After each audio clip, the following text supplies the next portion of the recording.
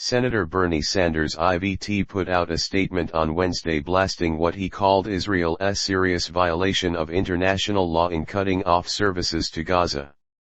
As a result of this attack, thousands of Israelis and Palestinians, including many women and children, have been killed and injured. That toll will rise, Sanders began, adding.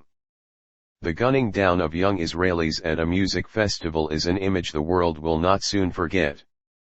Longer term, this attack is a major setback for any hope of peace and reconciliation in the region, and justice for the Palestinian people.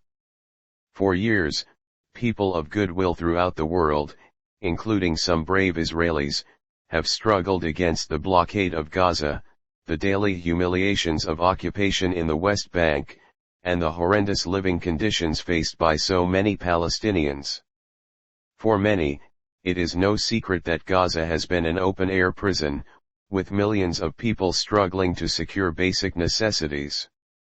Hamas terrorism will make it much more difficult to address that tragic reality and will embolden extremists on both sides, continuing the cycle of violence, Sanders continued, referencing the Hamas attack on southern Israel on Saturday that left 1,200 Israelis dead, mostly civilians.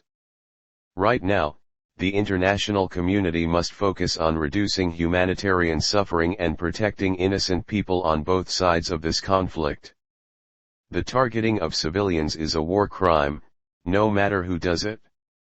Israel's blanket denial of food, water, and other necessities to Gaza is a serious violation of international law and will do nothing but harm innocent civilians, Sanders continued, adding.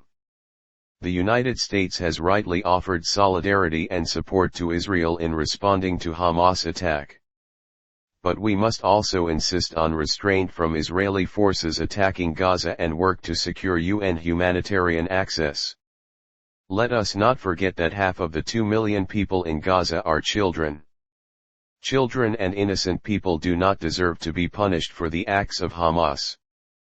Secretary of State Anthony Blinken spoke to reporters on Wednesday before catching a flight to Israel. He told those gathered that the U.S. continues to negotiate with Egypt, which also shares a land border with Gaza, to let civilians out of the Strip, although Blinken refused to offer any specific details.